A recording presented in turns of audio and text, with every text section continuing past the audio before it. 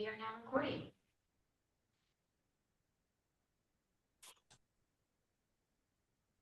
All right.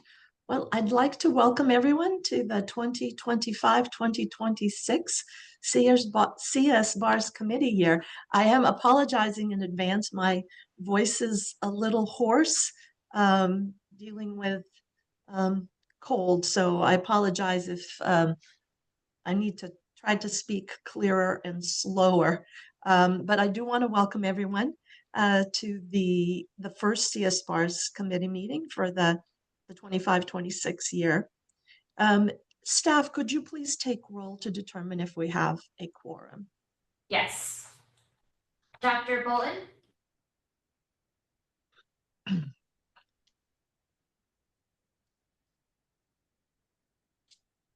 Dr. Bolton, can you hear us?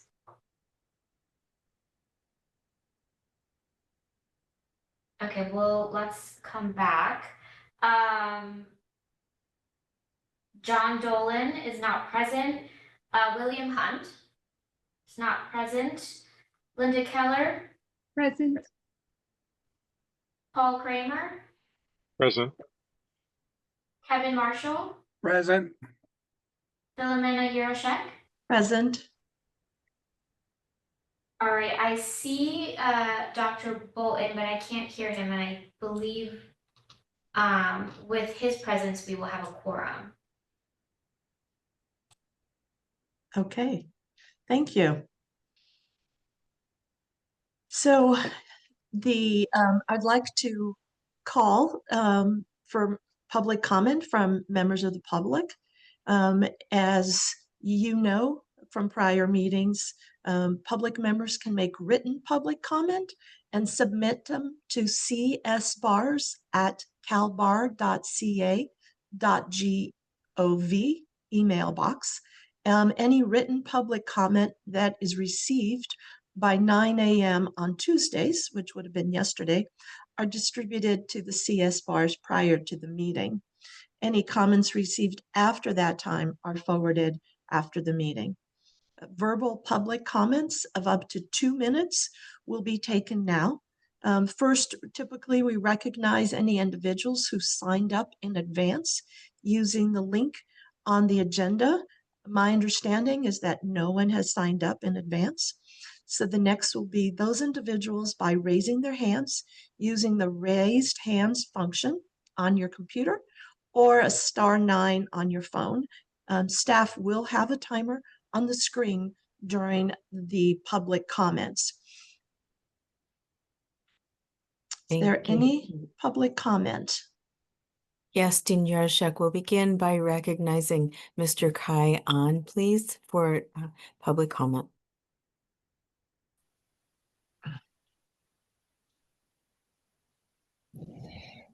Good afternoon, all members. My name is Kai On from Sacramento. I would like to talk about state bars integrity issues.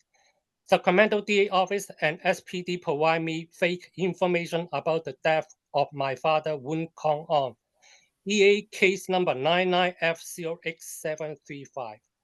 I filed a complaint against Sacramento DA Mr. Tieno and Attorney General Mr. Robert Bonter because they did not investigate.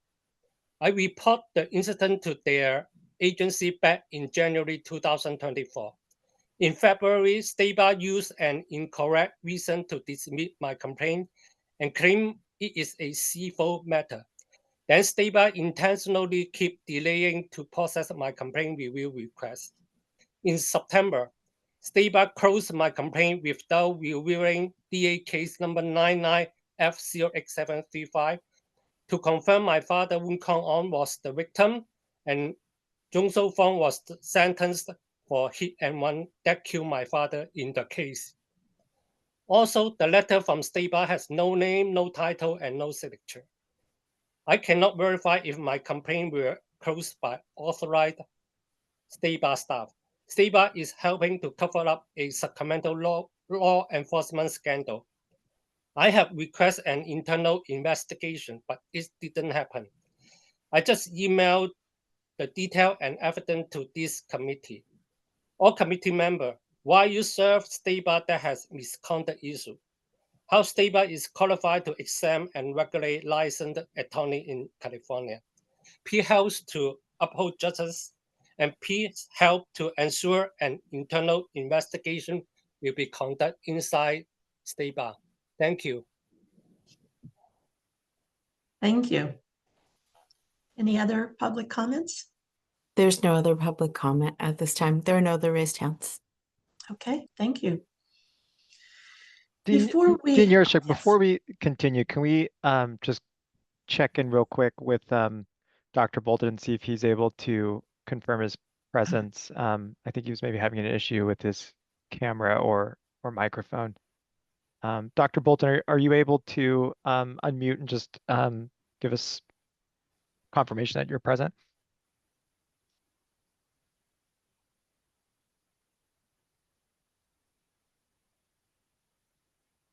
He has his hand raised. So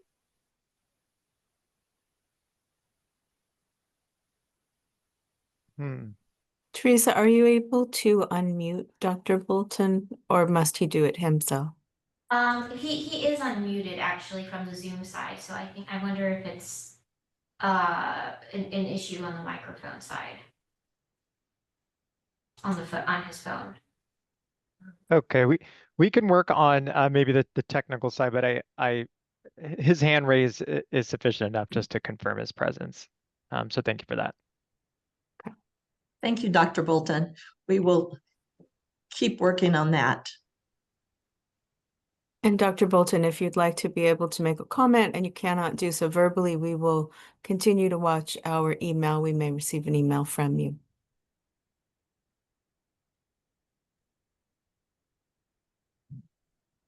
Okay, thank you. Before we get to our agenda, the first thing I'd like to do is to thank Dean Freiberg for his leadership as the chair over the past year. I really appreciate his commitment to the open dialogue, to collaboration, and high standards. I value him as a colleague and as a role model. I'm honored to step into this role as chair, and I'm excited to work with all of you with a deep appreciation for the importance of this committee's work. I believe that we serve a vital role in upholding the integrity of diverse education pathways through accredited and unaccredited law schools. And looking ahead, I see this year as an opportunity to continue fostering clear, timely communication and collaboration between CS bars, the Committee of Bar Examiners, and the law schools, while at the same time making sure we stay practical and student-focused. Each of you bring valuable expertise, and I'm very excited and I look forward to our open, respectful dialogue as we carry out our responsibilities together. I would like to welcome, we have some new members. The first new member is Dean John Dolan, Dean California Desert Trial Academy.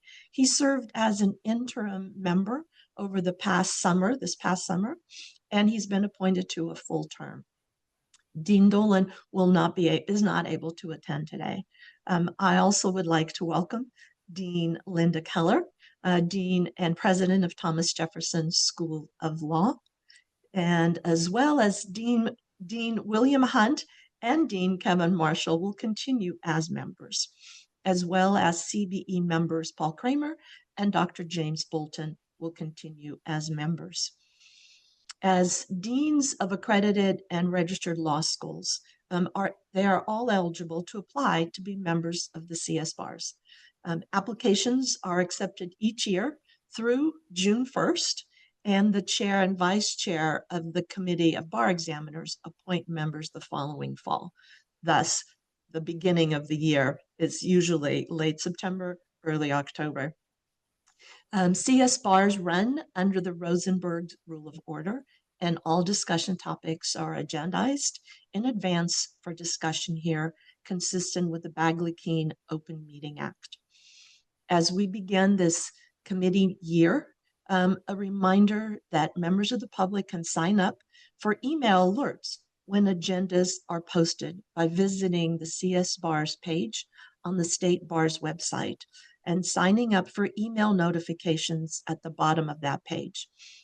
That page contains a schedule of the meetings, and agendas are posted for each meeting 10 days in advance.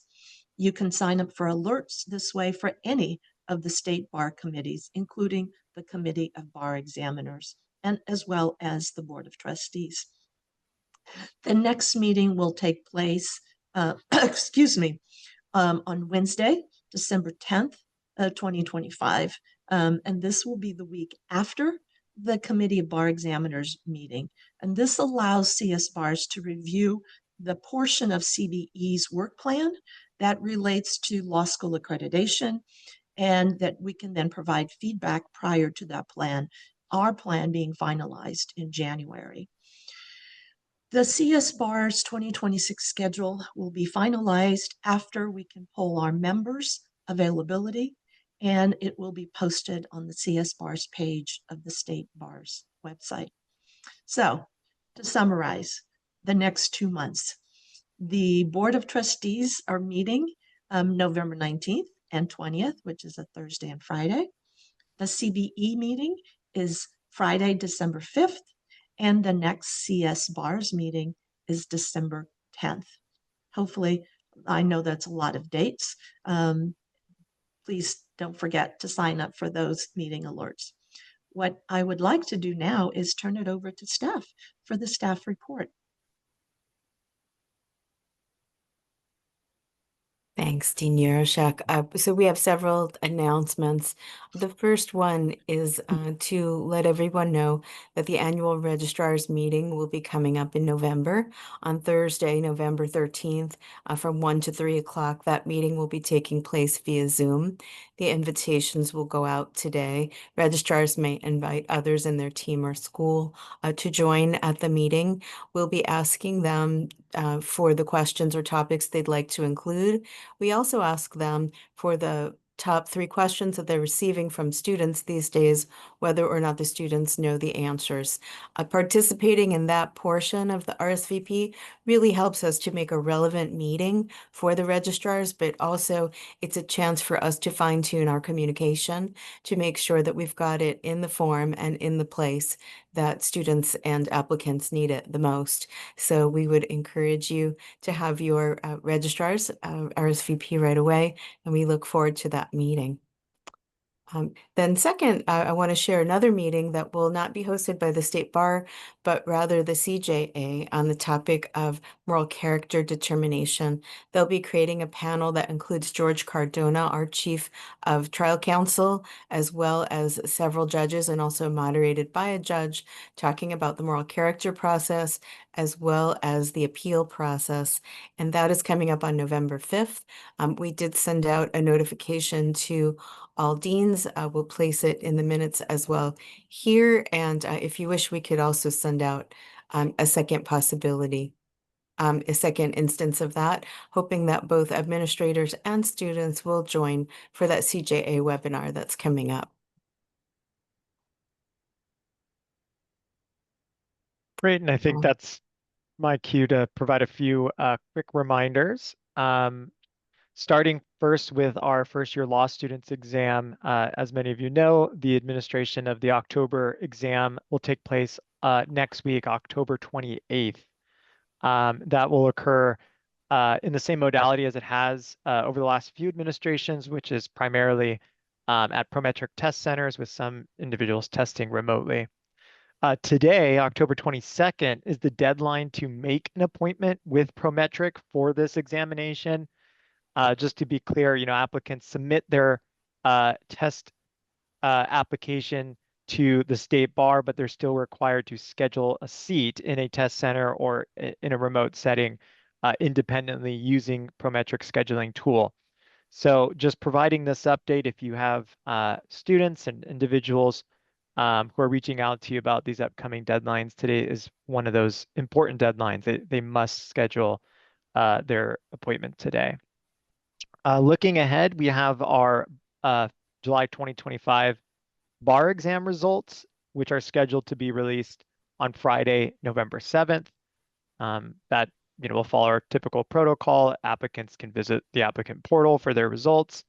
And then later in that week, that Sunday, the public pass list is published on the State Bar's website using the search tool. Moving to swearing in, as a reminder for graduates who are swearing in this year, those individuals who swear in as of December 1st, so December 1st or later, have their annual fees waived. Those who are taking the oath prior to December 1st do have a partial annual license fee of $299. And then last on my list of reminders is that we are continuing to provide our bar exam kind of preparation and performance programs that have been offered to applicants over the last several years of administrations. We've talked here as a group about the Bar Strategies and Stories program, but more recently, we've also added the Peak Performance program, which is another set of programming available to applicants taking the exam, in which they can gain some skills and other kind of wellness techniques to hopefully improve their performance. We've also brought to CS Bars even more recently some programming from our lawyer assistance program that is available to applicants. That includes the bar exam retaker support group and some other online opportunities and webinars. You can visit the lawyer assistance program webpage at the State Bar's website for more information about their programming, but it's received a very positive response, and I think they have at times even run out of seats in some of these workshops because they've been very popular and well received. With that, I think we're going to promote Tara Clark to provide an update on our bar exam testing locations. So Teresa, if you can promote her, that'd be great. You should be here, yep, just time. Thank you so much. Good afternoon, everyone. Give me one moment, please. Let's see. And can you see my screen and hear me okay? Yes. Perfect. Thank you so much.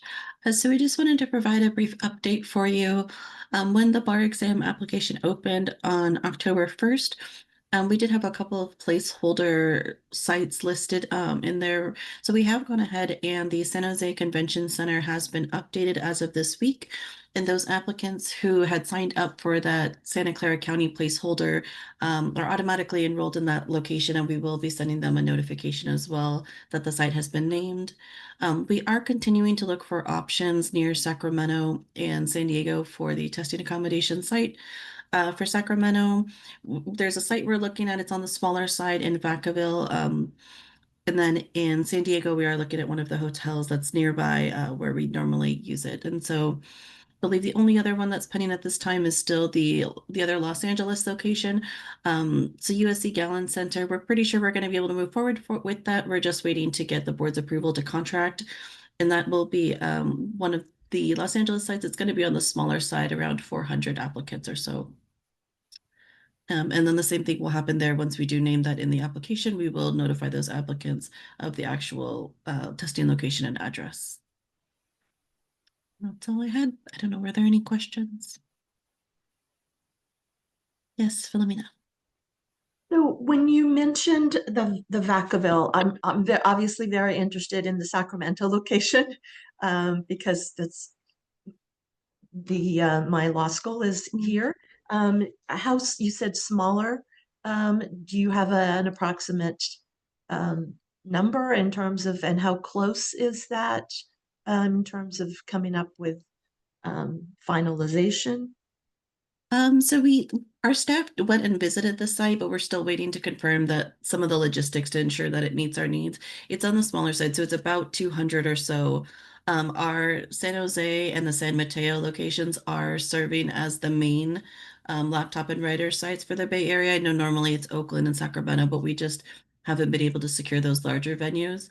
And so we're trying to get that at least a smaller venue near Sacramento, though, so some folks don't have to travel quite as far.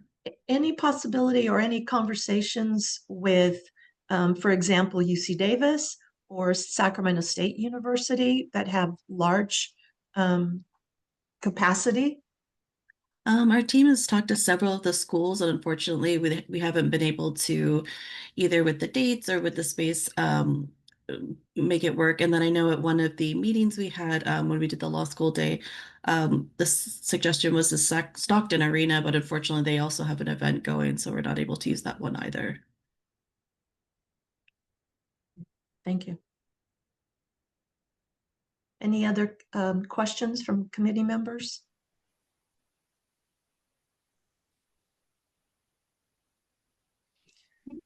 Thank you. Okay, thank you so much. And then just quickly before we close out the staff report, just a reminder that the deadline for the annual reports this year will be November 17th. Reason being, the standard definition deadline of November 15 falls on a Saturday, so please plan ahead for that. Thank you, everyone. All right, thank you so much.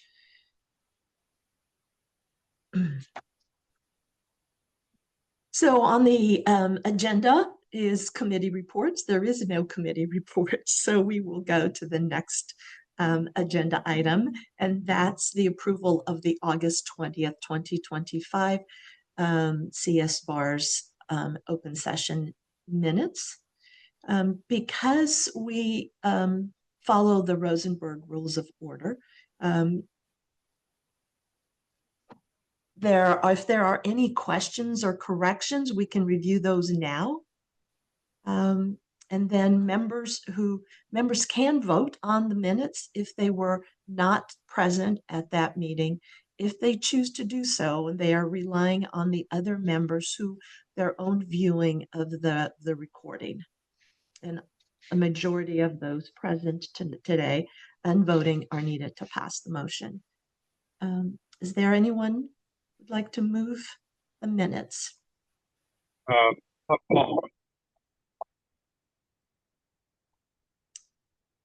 I think I heard Mr. Kramer. Did I hear? Okay. Did I hear a second? Dean Marshall, I second. Okay, thank you. Teresa, would you please take a roll? Dr. Bolton? Thank you. I see a raised hand. John Dolan is not present. William Hunt, not present. Linda Keller? Yes. Paul Kramer? Sorry. Yes. Kevin Marshall? Yes. Philomena Yaroshek? Yes. All right, with 5 yeses and 0 no's, the motion passes. And can we just clarify, Dr. Bolton, when you raised your hand, is it correct that you intended to vote yes? If so, would you mind just raising your hand one more time?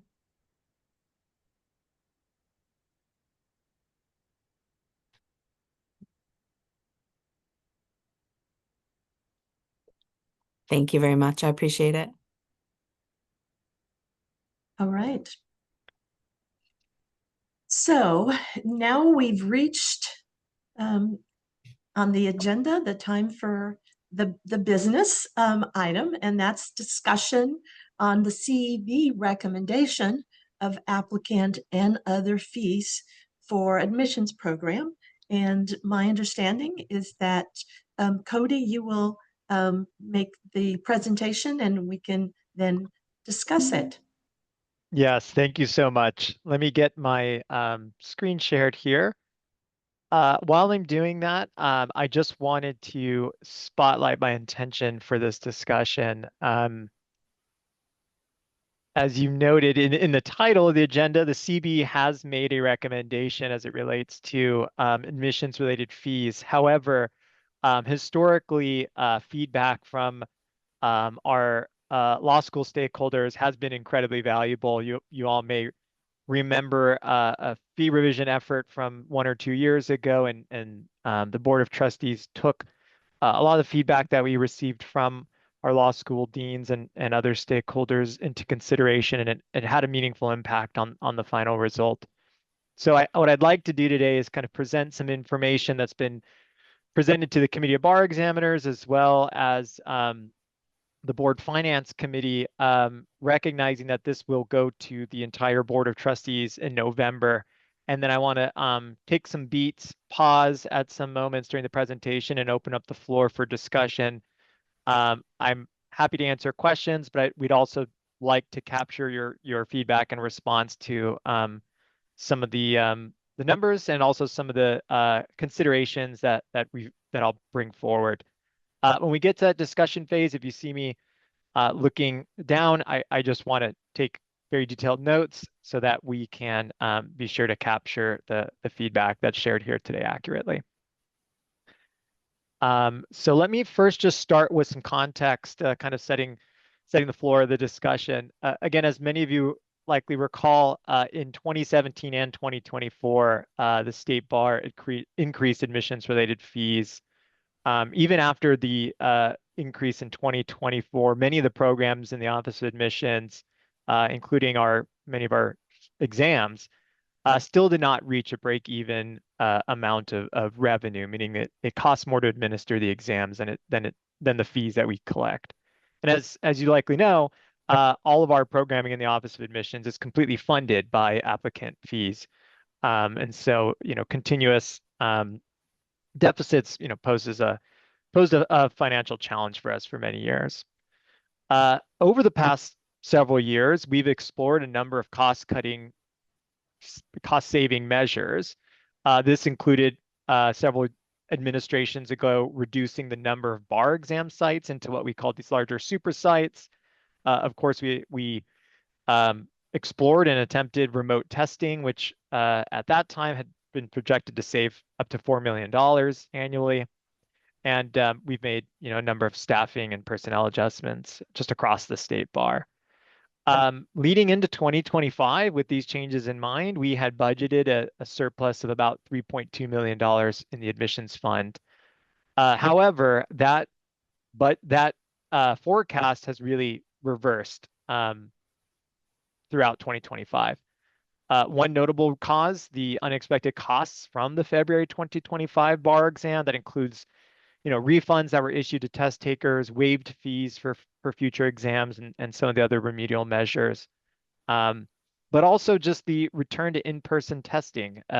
Again, the cost to administer the exams has increased pretty steadily year over year, and returning to in-person testing for July 2025 and for what will be at least several years of administrations has really created a challenge for us from a budget standpoint.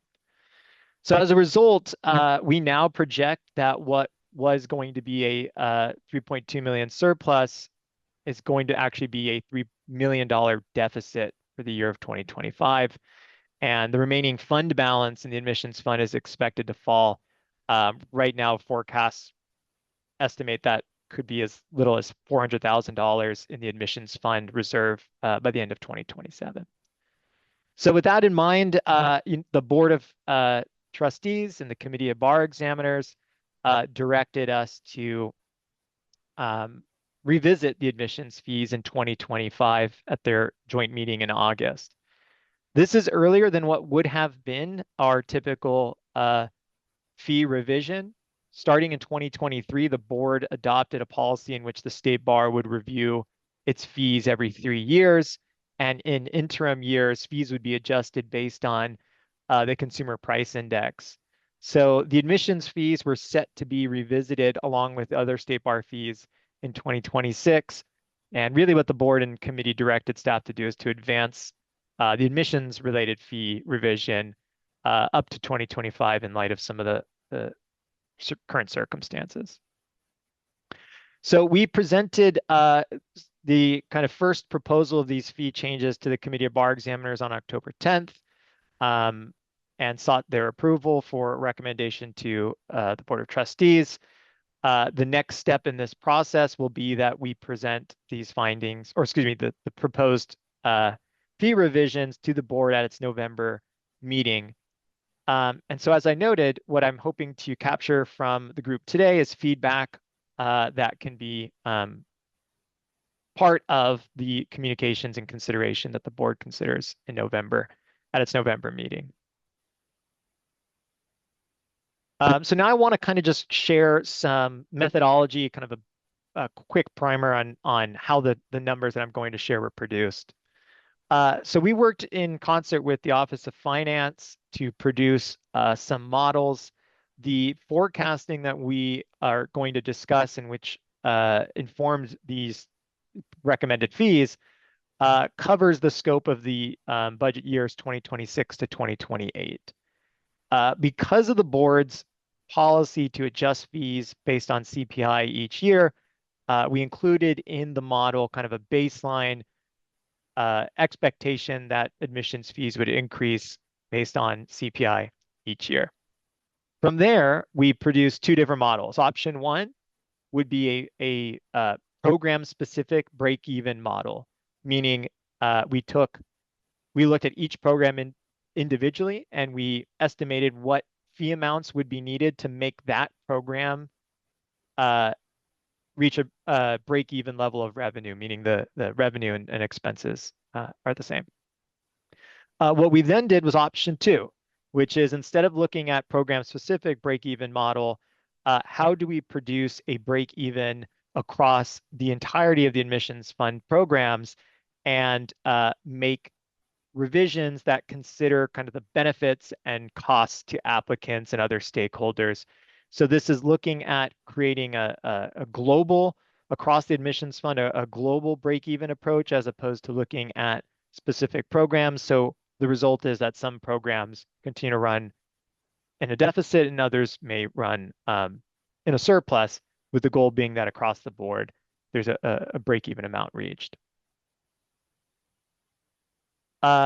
In the materials that are attached to the agenda, there is a more detailed analysis of the proposal, and I just want to kind of share the top line here, which is under these two options that are proposed, if the Board of Trustees were to adopt option one, which is the break-even model, it would produce in 2026 a surplus of $3.9 million.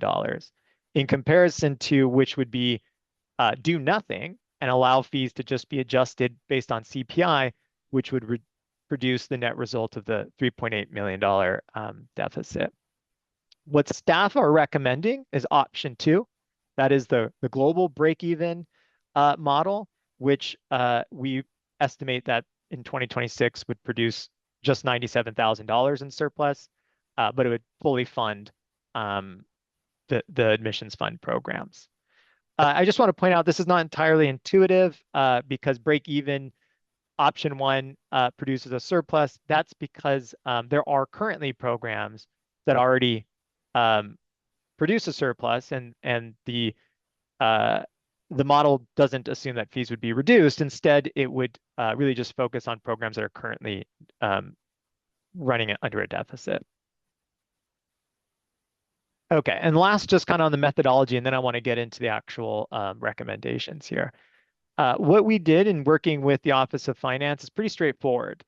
We looked at the projected revenue for each program. We looked at the projected expenses, and that includes personnel costs, indirect costs, and other external expenses. And then we looked at those programs that were in the negative and determined then that a fee adjustment would be necessary. In looking at projected revenue, we used the average number of whatever the count is that's needed. So whether it's applicants for the bar exam or number of anticipated inspections for law schools, we used, wherever possible, an average across the past 4 years to kind of estimate the volume that would be used for forecasting 2026 and 2028. And then, of course, the projected volumes were multiplied by the current fee, and then that current fee was adjusted for CPI in the following years. When it comes to employee costs, the admissions staff, including management and all of our support roles, were allocated to specific program areas. So then their salary and benefits were proportionally distributed based on their estimated staffing to specific programs. So for instance, staff members may spend 50% of their time working on the bar examination and may spend the other 50% of their time organizing our first year law students exam. And so the employee costs would be split amongst those two programs. Okay. So with that in mind, now let me get into where I think our discussion's really going to land, and that's actually talking about the recommended fees. So I'm going to go through a set of tables, and again, I want to point out that how this is organized is there is one column that shows the current fee. There is another column that shows option 1, which is the program-specific break-even fee amount, meaning this is the fee amount that would be needed to make this specific program balance out. And then the fourth column on these tables will present what is our recommendation, which is, again, that kind of global break-even effort, which would fund the admissions fund, but it would leave some programs running in a deficit and others in a surplus. So starting with the bar exam, in your materials, again, there's a bar exam specific analysis, and I want to point out that what staff did was create kind of two versions of the forecast for the bar exam. One model assumes that the state bar continues with the multi-state bar exam for the multiple choice questions through and including February 2028. After that exam, the state bar would use the questions that are being developed by our vendor, Kaplan Exam Services, with bar exams being administered in person through July 2028. A second model projected, the second model assumes that we don't follow that pathway. Instead, we stop production of our Kaplan developed multiple choice questions, and that beginning in July 2028, we adopt the next gen uniform bar exam, the next gen UBE. I just want to point out that we've kind of done this work because we understand there are still decisions being made by the Committee of Bar Examiners and the Board of Trustees, and I'm sure CS bars will be tasked with discussing what the future of the bar exam will look like, and those discussions are forthcoming. But we wanted to do the work now to make sure that that we didn't assume any particular approach. With that being said, despite kind of the differences in these two models, it didn't have an impact on the break-even fee or staff's recommended fee, because many of the kind of budget implications for which path the state bar takes would actually be realized kind of after the 2026 budget year. So we've done the work, we've offered those models, but it doesn't have it doesn't create different recommendations for this purpose. So talking about the numbers for the bar exam in 2026, staff project that that revenue for the bar exam will be $18 million, while expenses will be roughly $21.2 million. And so that finds us at a $3.2 million deficit. If we were to completely close the gap, that would require an increase of approximately 23% across the board. That would mean an application fee for general applicants that's $1,079 and an attorney fee that's over $1,900. That is not staff's recommendation. Given that the fees were increased in 2024, it's our belief that such a large increase today would place a burden on applicants. We're also not recommending that the increase for attorney applicants be larger than it is proportionately than it is for general applicants, which was an approach taken in 2024, mostly because it's our assessment that the attorney applicant fee was already raised by 52% compared to 26% for the applicant fee in that last effort. And so again, these are some of the kind of considerations that were taken in mind when producing the recommendation. So instead, what we have recommended is a more moderate increase for general applicants that amount to $1,000, which is an 18% increase. And for attorney applicants, it's 1,650, which is a 10% increase. So that's the bar exam. I want to present the first year law student exam figures, and then I'll pause and take some feedback. So again, going through the numbers for 2026, it's staff's projection that the first year law student exam revenue will total $500,000, but the expenses are roughly $2 million. Due to the relatively small number of test takers, and that number is declining slightly each year, to close this gap entirely would require a 495% fee increase and a fee that's well over $5,000. Of course, that is not staff's recommendation. We, along with many of you on the call, recognize that the majority of first-year law students exam test takers are those who are attending unaccredited law schools. That means often that they are individuals who cannot afford perhaps legal education at an ABA-approved law school or a California accredited law school. These are also people who often are working part or full-time. And so our staff recommendation is obviously a much lower amount. We share, I think, the concern that that the applicant fee for the first-year law students exam being too high could actually make it financially inaccessible for many students, and that could really prevent some from a path to becoming a licensed attorney. At the same time, as part of reaching a break-even amount across the board, we are proposing a modest set of increases. We have the applicant fee increasing 6% to $925, and we're proposing aligning our late fees for the first-year law student exam at the totals that are used for other state bar exams, which are $50 for the first late fee and $250 for the second late fee.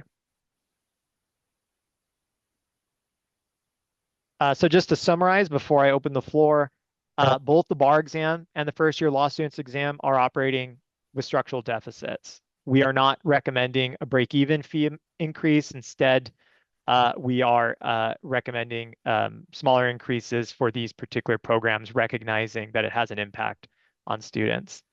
I won't get into it, but I'll point out for our members here that attachment B on the agenda provides a more detailed breakdown of some of our bar exam cost drivers, including space, software, and proctors. Proctoring has been increasing year over year, so you can visit attachment B for some additional details.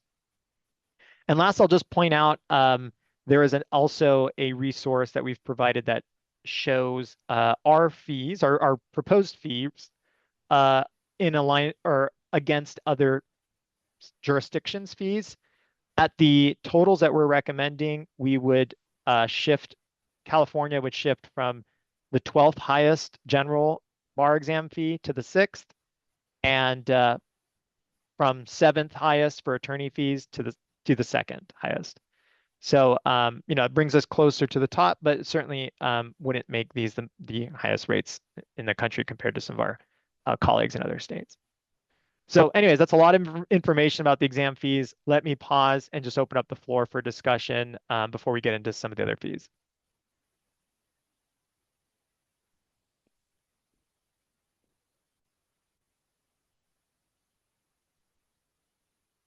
Any initial reactions or thoughts? I believe Paul Kramer has his physical Okay. hand up. Great. No, I don't see a raise hand on my interface. So Cody, one correction on the first year slide, the second from the bottom item, the fee is unchanged, but you call it a 3% increase. So you might want to correct that for later presentations. And that's for the conversion from a writer to a laptop. Okay. Thank you for flagging that. I see what you're saying here. So there was a fee associated with changing from a writer, so somebody who's going to handwrite their response, to using a computer. We'll look into that. Thanks for pointing that out, Paul. Yeah. My bigger issue is, and it's always been an issue for me, is the idea that we are taxing attorney applicants. Because it is true, correct me if I'm wrong, but the cost to actually give an exam to an attorney applicant cannot be any higher than the cost to give an exam to a non-attorney. Non-attorneys take 2 days of exam, attorneys take 1. We don't have a license fee for the multi-state. So I guess we have your whole presentation just kind of ignores that. It's baked into the system of the decision that the bar has made before. So, and as an economist, I really much prefer that we charge people the actual cost of the product we're delivering, so that it's properly, allocation decisions are made properly. But basically, what we're doing here is we're subsidizing 2-day bar examinees and maybe even the attorneys. I don't know. You haven't said what the actual cost is, regardless of whether they're attorneys or bar students, and that makes me uncomfortable. But let me ask you this: compared to other states, do they also sort of make this allocation? I believe in the past the bars recognized this, and I give you credit for doing that. You've admitted that you believe that attorneys, applicants, and you presume that they have jobs and incomes already, and that they're better able to pay the fees. But that still makes me uncomfortable. Yeah. Well, then let me actually bring up one of the resources that was attached to the agenda. I wasn't planning on presenting it because it's just a lot of information, but we are not certainly the only state to have a higher fee for our attorney applicants. And I imagine that many of them are in a similar situation in that the cost to administer the exam for an attorney applicant is likely the same and perhaps maybe even more affordable. So this is the chart that I was referencing. This is an attachment in the agenda. What you'll see, it's maybe a little hard just at first glance. The blue and light blue are the non-attorney applicants, and we have kind of this first dark blue as kind of the base, and then this light blue as the what the maximum cost would be if you include like possible late fees. What you see above that are these 2 green columns, and this gives you the total fee amount for an attorney applicant. And so you can see, particularly in Florida, attorneys pay, almost double what a non-attorney applicant would pay. And essentially that is the same for a majority of the jurisdictions that we have included here. So I think it's a fair discussion to have, whether or not that's the right approach, but it's certainly not uncommon. Yeah, it looks like, from the school's approach, since they're graduating new applicants, I'm sure they would prefer that they be subsidized by the out-of-state attorneys. So I wouldn't expect them to be as concerned about it as I am. I'll just note it. I was not at the October meeting because it was a bike riding day, and I couldn't complain then, so I'm complaining now. Thanks.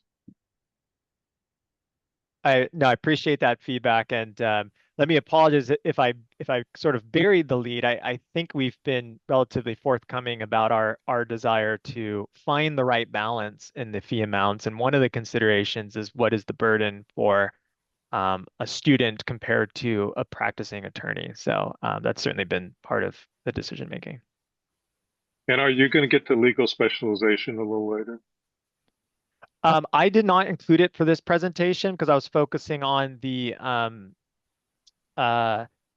fees I think were most of interest to our law school stakeholders. The materials that are attached include the analysis for the other admissions programs.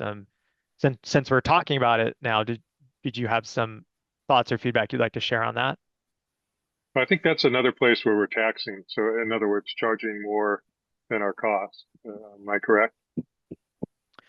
Well, let me bring up the figures. I don't want to speak without the numbers in front of me.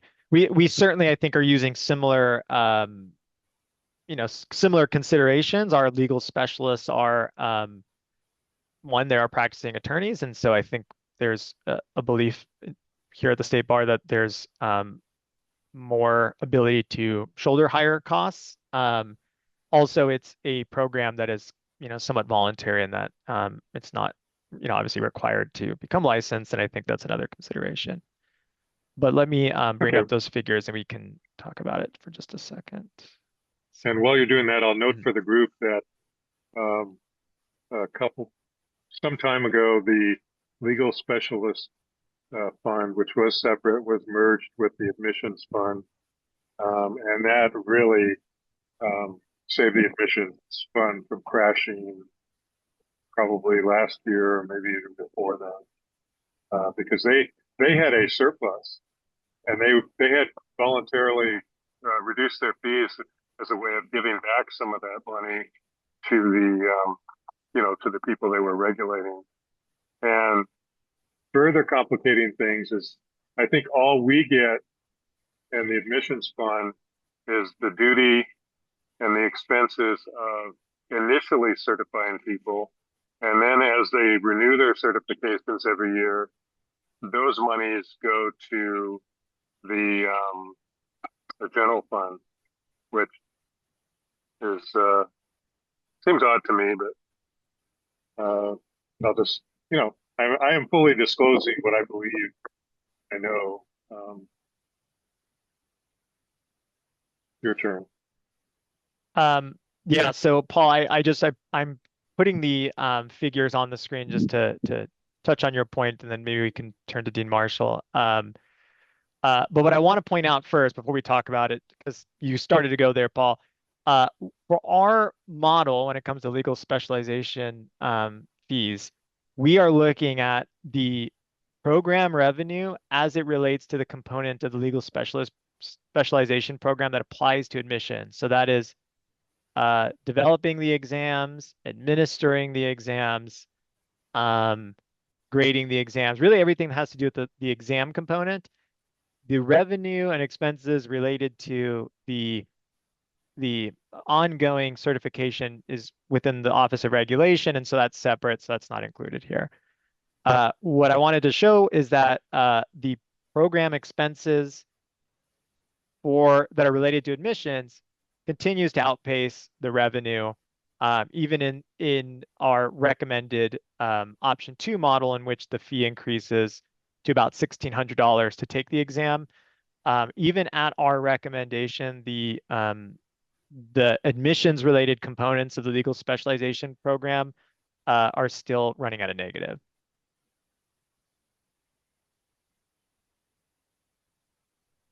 All right, I stand corrected. Thanks. Dean Marshall, I think you have your hand raised. Yes. I just kind of wanted to maybe supplement some of what Mr. Kramer was speaking to in terms of this construct that we're taxing lawyers, perhaps unfairly, and maybe be the suggestion. As an economist myself, this is also kind of fundamental price theory.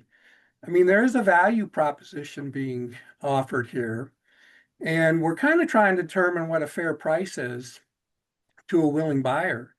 And it really is the value that willing buyer perceives they're gaining by paying the price. And so I think in terms of, I don't think it's as simple as, well, whatever the cost is, we should pass on. It's more of what is the value proposition to the different cohorts who are licensing, which would very likely justify and validate the different price structures.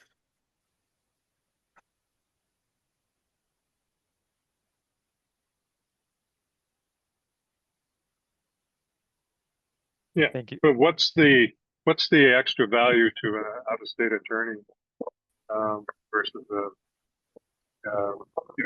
new applicant?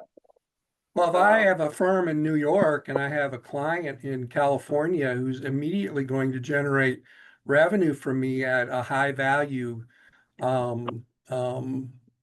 prospect to my firm, it's worth it for me to pay more to get that license than it is for somebody who's just starting into the market who has no clients. Yeah, well, immediate and the bar exam probably don't go together in too many sentences. I'm sorry, I didn't hear that. Immediate and bar exam probably don't fit together into too many sentences. There's, quite a delay between deciding to take the exam and getting the results. Well, I suppose the unfair comment I made was, what do we mean by immediate value proposition to somebody who anticipates a huge merger acquisition in California? So I do take issue with, price theory is not about the expense, it's supply and demand. And I think it's more complicated than you suggest. Oh, it could be. Yeah, I'll give you that. And I don't expect it to change.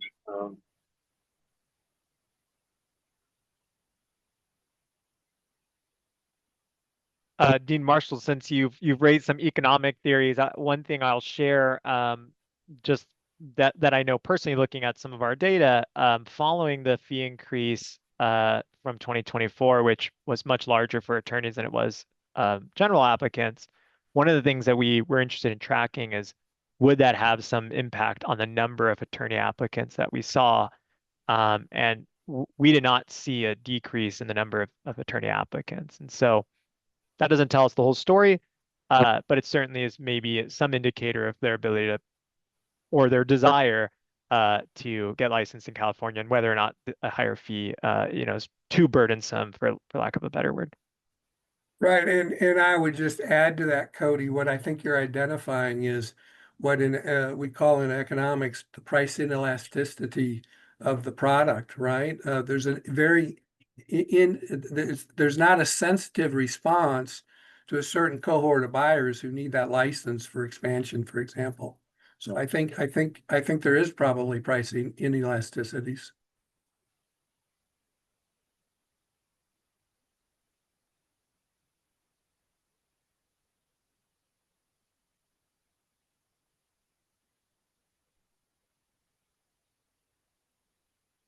Before I move forward, are there any other thoughts, misconsiderations that the first part of this presentation has raised for our members? Again, we welcome much of your own insights, and also maybe the insights from your students and future bar exam test takers that you can share with us.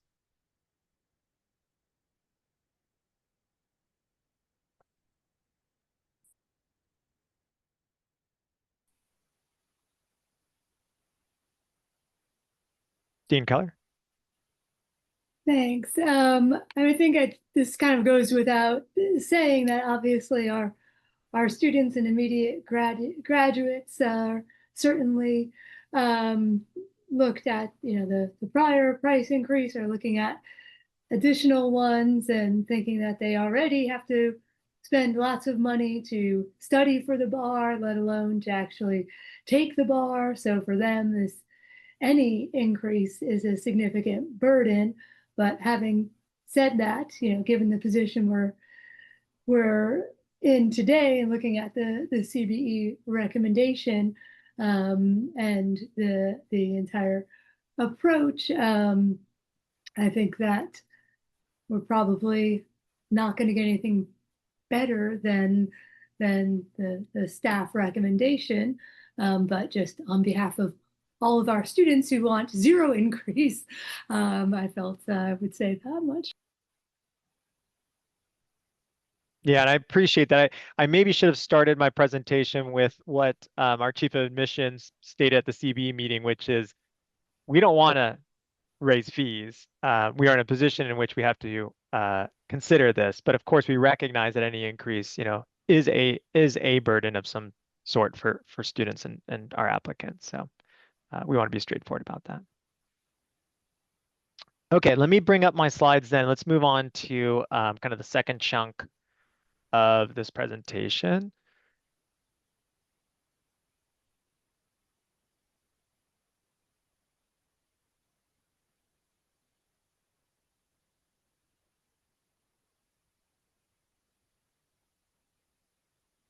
Okay. Okay. So again, going back to our fee revision effort in 2023 and 2024, at that time, there was a revision to our law school regulation fees as well.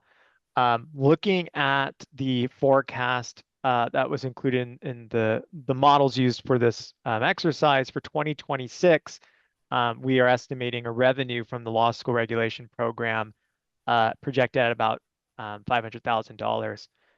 With cost estimated at about $700,000. So the resulting deficit is about $200,000. To address this, we are recommending kind of a fee revision structure that one, of course, increases revenue to address this deficit.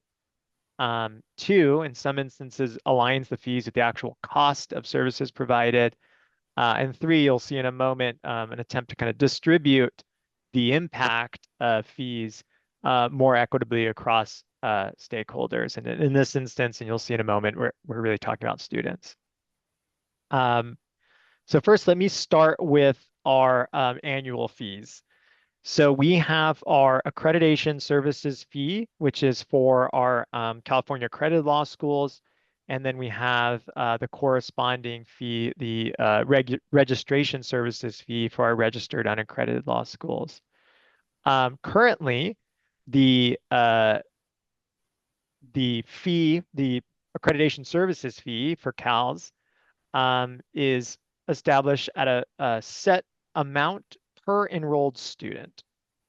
On the other hand, our annual fee for registered unaccredited law schools is set at a flat fee ranging between $5,000 to $10,000 annually, with kind of tiers set based on the size of the enrollment at each school.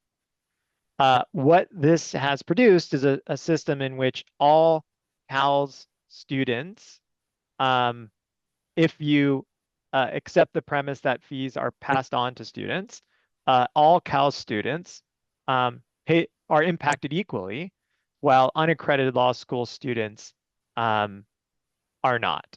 And this can mean that our registered unaccredited law schools with the smallest enrollment totals, if the fees from our annual fees are passed on to students, our very small enrollment schools could have a per student impact of about $300 per student, so much larger than what we see for our CALS. So what staff has recommended is that we adopt a per student enrollment fee across all of California's law schools. And so the impact of this fee would be equally distributed and felt the same for all students, regardless of what law school type they attend. Second, we have our law school inspection fees.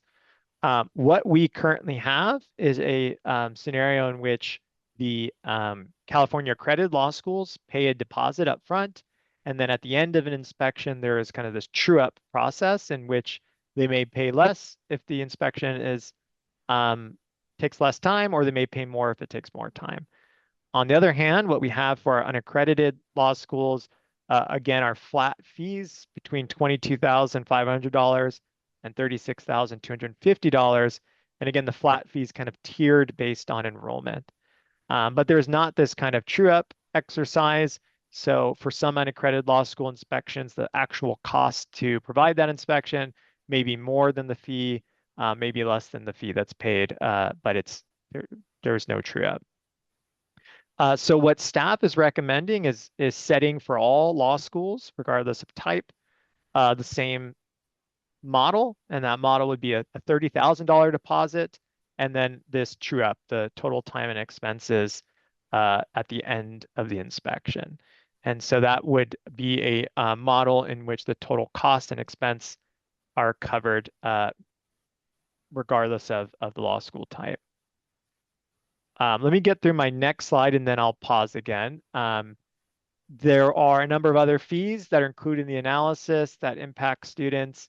I'm going to touch on these just quickly because I believe the exam and the law school regulation fees are most interesting to this group. But we have our moral character program. This is a program that's running at a deficit, and so staff recommend increasing the fees associated for moral character determinations to reach a break-even point. For the practical training of law students, this program also runs at a deficit. However, to support participation in this program, our recommendation is a more modest increase. So again, we're not seeking the break-even amount. And then for the law office study program, this program already runs at a very slight surplus. And so our recommendation is just to allow this program to be adjusted based on CPI as other state bar fees will be adjusted this year. So just to summarize the last set, and then I'll open the floor again. During the last fee revision process, many law schools expressed both to staff in some of these meetings and also in, I think, a letter to the Board of Trustees that the fees that they pay for annual services are passed on to their students, understandably. In response to that, we are recommending a per student model for all schools. And then I want to add one other additional piece of context. In achieving a inspection cost or a fee model that ensures the total time and expenses are covered for all inspections, we are kind of achieving a recommendation that was provided by the California State Auditor in a report earlier this year. In their report, they recommended that the State Bar revisit all law school fees and align fees with the actual service costs.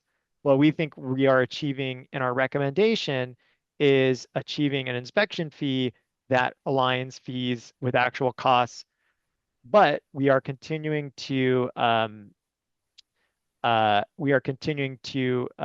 recommend the per student fee structure for the annual fees that would not align fees with actual service costs, but we believe it's important that the impact on students is more equitably felt so that no student is particularly shouldering the burden, a higher burden of those fees.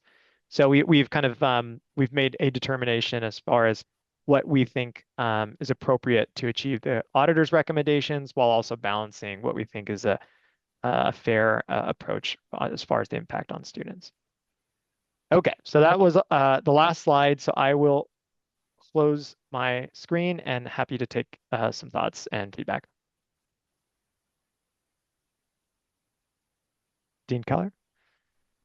Thanks. Yes, I was wondering if you could say a little bit more about the PTLS increase. I know you said it runs at a deficit, but it's still 142% increase, which I'm curious how you're balancing the cost piece with the potential for actually discouraging students from being able to get that additional practical skills training and actually appear in court and be more prepared to be a competent and excellent attorney once they pass the bar.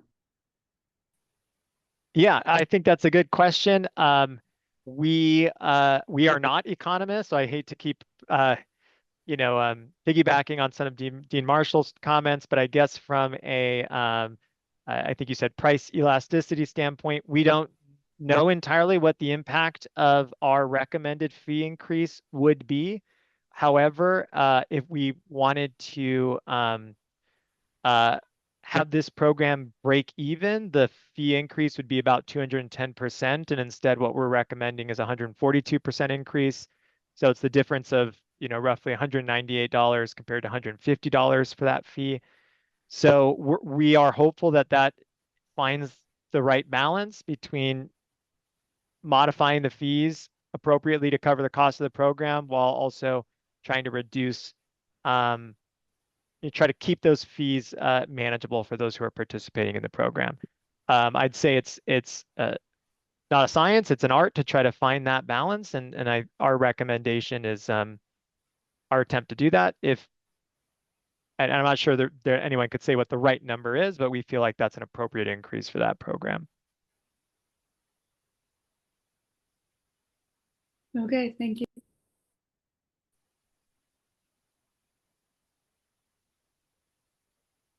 Paul has a question. Cody, why is the break even different on moral character for attorneys versus non-attorneys? Is it because we're presuming the attorneys have more history that has to be researched and checked? Paul, I'm not very familiar with the moral character program. So I might need to take that back to one of the other directors in the Office of Admissions, and I can provide a follow-up. I don't want to misspeak on that. Okay, thanks. It just, both are set at break even, so I was just wondering why the break evens were different for essentially the same process. Yeah. I'm sending a message right now. If I can get you an answer in real time, I'll circle back to him. Then if not, I can follow up after the meeting. Thanks. I have a question, Cody. Yeah. Try to help me better understand the rationale for the $30,000 deposit. I understand the alignment with the actual cost. What's the rationale and for that deposit, and how far in advance for that deposit versus upon services provided?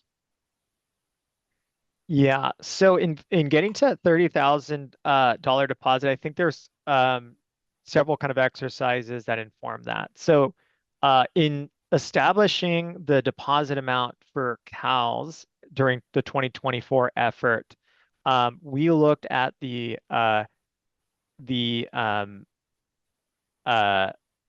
average number of hours that we had tracked to complete an accredited law school inspection. And then we looked at what is our hourly fee for service. And we simply did the math, and it produced this deposit result of $37,500. We don't have that kind of tracking for the unaccredited law school inspections because we have not to this time billed on an hourly rate. So in setting that $30,000 amount, one of the things that we considered was, one, the historic, the data that was available that produced the CALS fee, and then two, what is the existing fee amount for some of our unaccredited law school fees. So the Tier B unaccredited law schools pay a flat fee of $30,000 for their inspection.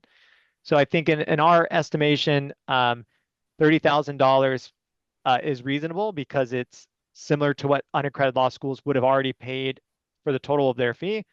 And it is close to what we had estimated was an appropriate deposit for the CALS. And instead of kind of retaining that higher amount for the CALS, we also were seeking kind of some simplicity and an alignment of the structure for all law schools. So that was sort of the exercise. As far as when the deposit needs to be made, that is clearly stated in our fees for the CALS. So let me take a look at what that currently is, because don't have it on the top of my head. So our deposit for the CALS is to be paid a minimum of 30 days prior to a scheduled inspection.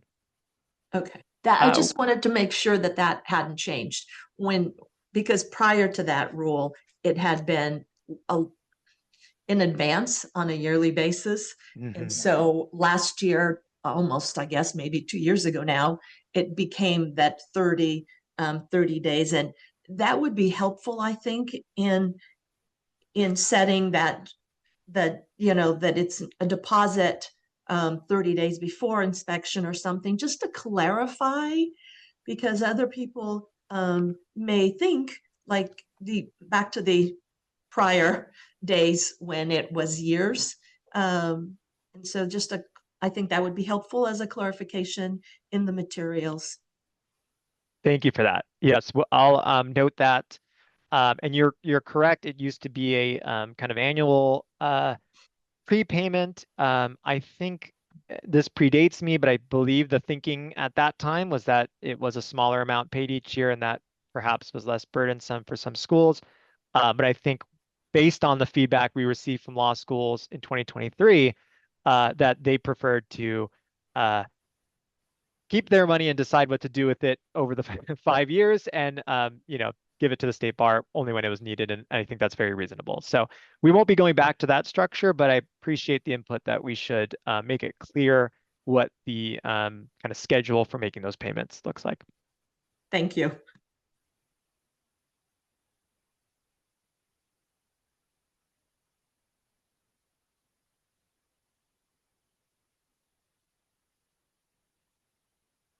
Any additional questions or thoughts?